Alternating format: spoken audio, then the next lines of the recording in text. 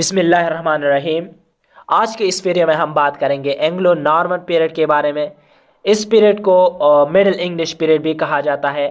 Anglo Saxon period کے بارے میں ہم نے ویڈیو بنائی ہے، اگر آپ نے وہ ویڈیو نہیں دیکھی ہے تو نیچے ڈسکرپشن میں لنک موجود ہے، آپ اس ویڈیو کو دیکھ سکتے ہیں۔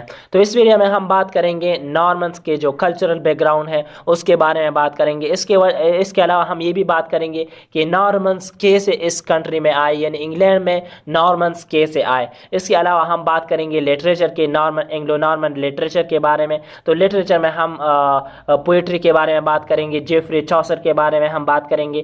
اس کے علاوہ ولیم گاور کے بارے میں بات کریں گے اور ولیم لینگلینڈ کے بارے میں ڈیٹیل سے ان تینوں کے بارے میں بات کریں گے۔ جیفری چوسر کے تینوں پیریڈز کے بارے میں ہم اس ویڈیو میں بات کریں گے۔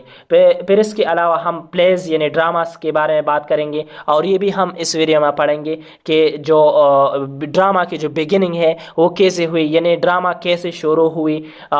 اس کے علاوہ ہم میریکل پلیز، موریلٹی پلیز اور مسٹری پلیز کے بارے میں بھی اس ویڈیو میں بات کریں گے۔ اور پھر اس کے علاوہ پروز میں آئیں گے تو پروز میں ہم سر تومس میلری کی جو پروز ہے اس کے بارے میں اس ویڈیو میں بات کریں گے۔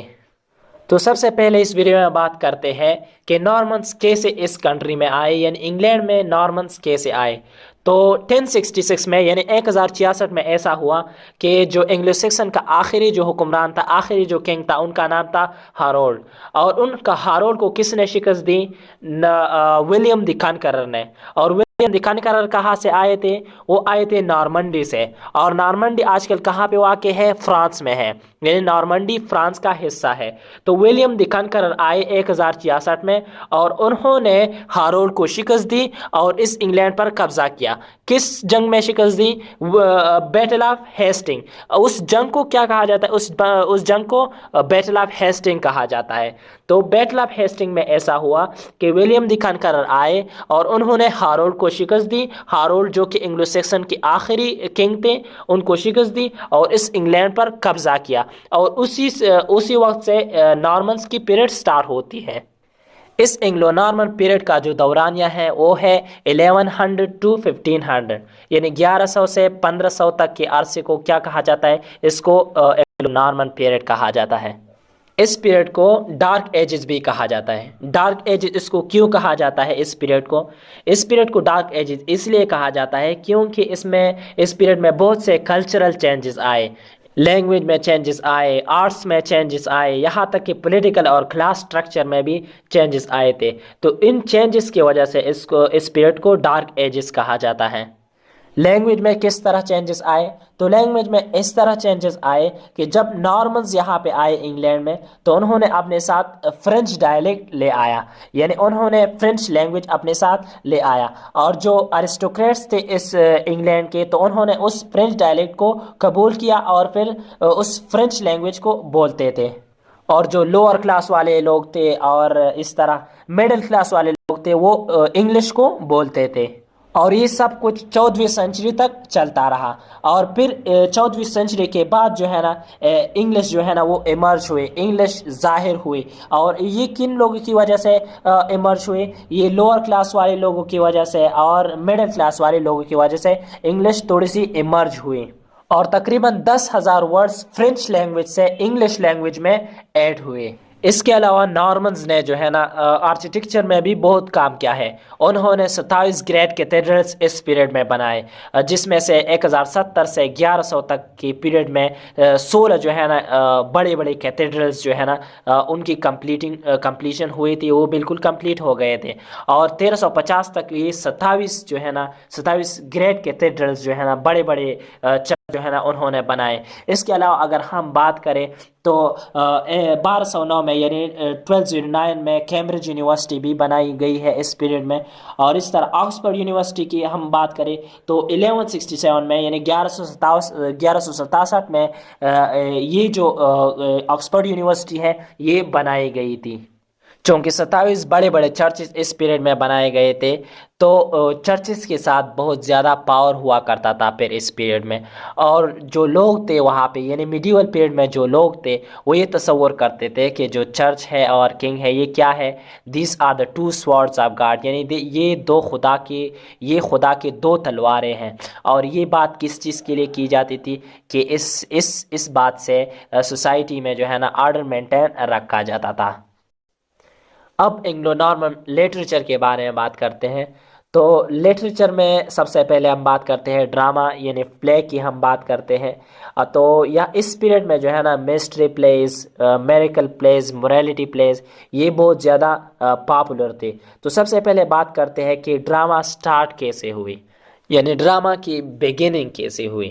تو یہ ایک بات ہے کہ گریس اور روم میں جو ہے نا وہاں پہ کرسچن چرچ نے ڈرامہ کو بین کیا تھا کہ یہ چرچ میں نہیں ہوگا۔ پھر انگلینڈ کے چند پریسٹ تھے، یعنی انگلینڈ کے چند پادری تھے، انہوں نے اس کی حوصلہ افزائی کی، اور آج ہم دیکھتے ہیں کہ ڈرامہ کتنا پاپولر ہو گیا ہے۔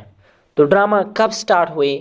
ڈرامہ سٹارٹ ہوئی لیٹ 10th سینچری میں، لیٹ 10th سینچری میں ڈرامہ سٹارٹ ہوئی، اور جو فرسٹ ڈرامہ تھی جو کہ چرچ میں کی گئی تھی ان کا نام تھا کوئمکویرٹی اسٹراپ۔ کوئمکویرٹی میں کا مطلب یہ ہے کہ ہوم سیک یو۔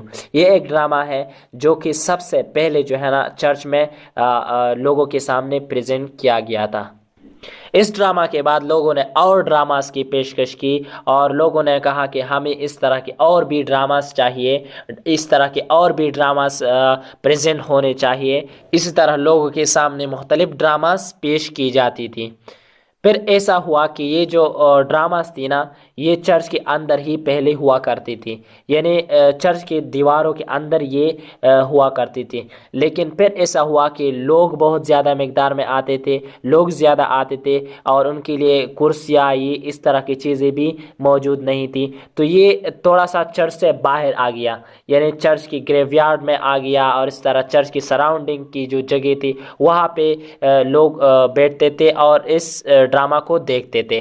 اور پہل جو ایکٹرز تھے ڈرامہ کے وہ ایک خاص قسم کے کاسٹیوم پہنتے تھے، اور بعد میں ایسا ہوا کہ جو لیٹن میں جو ڈراماز پریزنٹ کی جاتی تھی لوگوں کے سامنے وہ پھر انگلش میں پریزنٹ کی جانے لگی۔ دو قدیم ترین جو ڈراماز تھے جو کہ انگلش میں تھے ان میں سے ایک ہے جیکوب اینڈ ایسا، اور جو دوسرا ہے وہ ہے دی ہاروئنگ آف دا ہیل۔ یہ دونوں ارلیسٹ ڈراماز تھے جو کہ انگلش میں پریزنٹ کیے گئے تھے۔ اب پڑھتے ہیں مسٹری، میریکل اور موریلٹی پلیس کے بارے میں کہ یہ کیا ہوتے تھے۔ تو یہ جو مسٹری پلیس ہے، میریکل پلیس ہے اور موریلٹی پلیس ہے یہ اس دور میں بہت زیادہ پاپولر تھے۔ تو مسٹری پلیس کیا ہوتے تھے؟ یہ بائبل کی جو سٹوری ہے اس پر بیس ہوتی تھی، اور میریکل پلیس جو ہے نا یہ سینٹس جو درویش لوگ تھے، بزرگ لوگ تھے اس دور کے، اس کی جو زندگی تھی نا ان لوگوں کی جو زندگی تھی ان پر یہ میریکل پلیس جو ہے نا یہ بیسڈ تھی، ان کی بنیاد پر یہ ہوا کرتی تھی، یعنی ان سینٹس کی زندگیوں کے بارے میں یہ میریکل پلیس ہوا کرتی تھی۔ اور یہ جو موریلٹی پلیس تھی یہ کس چیز کے بارے میں تھی؟ تو یہ جو پلیس تھی یہ انسان کے اچھے اور برے کے بارے میں تھی، یعنی اس میں ایک قسم کی سٹرگل ہوتی تھی انسان کی ایول اور گڈ کے درمیان۔ اب چلو بات کرتے ہیں اینگلو نارمن پوئٹری کے بارے میں۔ تو اینگلو نارمن پوئٹری میں سب سے پہلے بات کرتے ہیں ولیم لینگلینڈ کے بارے میں۔ ولیم لینگلینڈ جو ہے نا وہ پیدا ہوئے تھے 1332 کو، اور 1386 کو ان کی ڈیتھ ہو گئی تھی۔ ولیم لینگلینڈ جو ہے نا وہ ایک گریٹسٹ پوئٹ تھا، اور ان کا جو بیسٹ نون جو پوئم تھا وہ تھا A Vision of Piers the Plowman۔ یہ ان کا ایک بیسٹ پوئم تھا، اور اس پوئم کی وجہ سے ان کو جانا جاتا ہے۔ یہ پوئم انگلش لٹریچر کی ایک کلاسک ورک ہے، اور یہ جو پوئم ہے نا یہ ایک سٹائر ہے۔ کس چیز کے اوپر ہے؟ یہ کرپٹ ریلیجس پریکٹسز پر ایک سٹائر ہے جو کہ ولیم لینگلینڈ نے لکھا ہے۔ یہ پوئم اس وقت کے ایتھیکل پرابلمز پر روشنی ڈالتا ہے، اور میں آپ کو یہ بھی بتاتا چلوں کہ ولیم لینگلینڈ جو ہے نا وہ ایک سیٹیرک پوئٹ تھا۔ ولیم لینگلینڈ کے بعد اب بات کرتے ہیں جان گاور کی۔ تو جان گاور جو ہے نا وہ پیدا ہوئے تھے 1330 کو، اور 1408 کو ان کی ڈیتھ ہو گئی تھی۔ اور انگلش پوئٹری کی ڈیولپمنٹ میں ان کا یعنی جان گاور کا بہت بڑا رول ہے۔ اور ان کی کنٹریبیوشن کو اگنور نہیں کیا جا سکتا. اور ان کا جو امپارٹنٹ پوئم ہے نا وہ ہے کنفیشن ایمینٹس. کنفیشن ایمینٹس جو ہے نا وہ یہ ایک کنورسیشن ہے پوئٹ اور ڈیوائن انٹرپریٹر کے درمیان.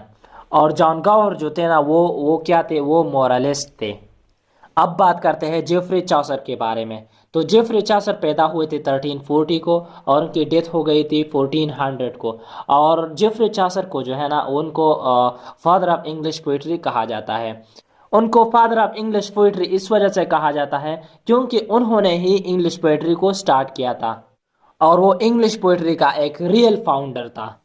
ان کی پوئٹری ولیم لینلینڈ اور جان گاور کی پوئٹری سے بالکل مختلف تھی کیونکہ جان گاور اور ولیم لینلینڈ کی جو پوئٹری تھی وہ صرف اسکالرز لوگ جو تھے نا وہ صرف پڑھ سکتے ہیں، لیکن جیفری چاسر کی جو پوئٹری ہے وہ سارے لوگ پڑھ سکتے ہیں اور ابھی تک لوگ جو ہے نا ان کی پوئٹری کو پسند کرتے ہیں اور بہت اچھی طرح پڑھ سکتے ہیں.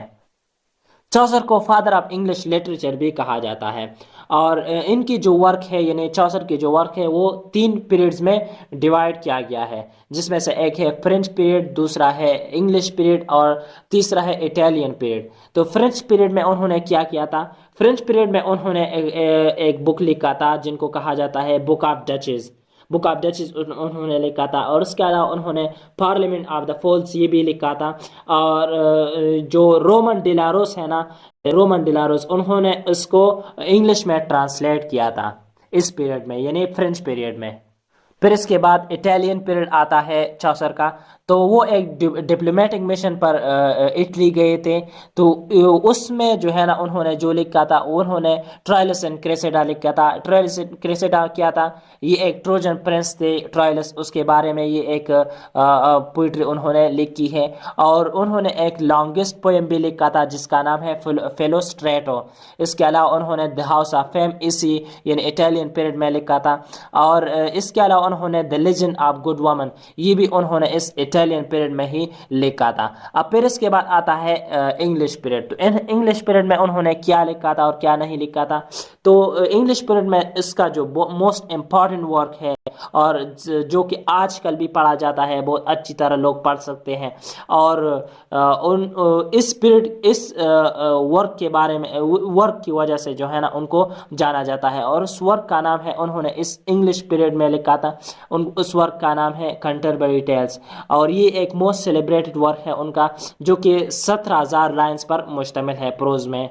اگر آپ چاہتے ہیں کہ میں کنٹربری ٹیلز پر بھی ویڈیو بناؤں تو آپ نیچے کمنٹ ضرور کریں. جب چاسر کی ڈیتھ ہوئی تو تقریباً 100 سال تک جو ہے نا اس پوئٹری کی جو ہے نا ڈکلائن تھی. یعنی 100 سال تک ایسا جو جینیس آدمی تھا نا ان کی طرح وہ پیدا نہیں ہوا، جس کی وجہ سے اس لٹریچر کی یعنی پوئٹری کی خاص طور پر اس کی ڈکلائن تھی ان 100 سالوں میں. اس کے بعد 1400 سے 1500 تک کے پیریڈ میں. لیکن چند چھوٹے پوئٹس تھے جن کو انگلش اور اسکاٹش چاسرین کہا جاتا تھا، انہوں نے اس پیریڈ میں لکھا تھا. یعنی ان 100 سالوں میں جس کو ڈکلائن کہا جاتا ہے انگلش پوئٹری کا، ان 100 سالوں 1400 to 1500 ان 100 سالوں کو.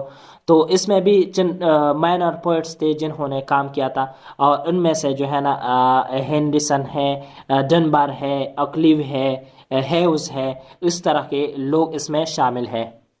لیکن ان سارے لوگوں نے کم کام کیا تھا اور زیادہ تر جو ہے نا چاسر کو فالو کیا تھا. اب تھوڑا سا انگلو نارمن پروز کے بارے میں بات کرتے ہیں.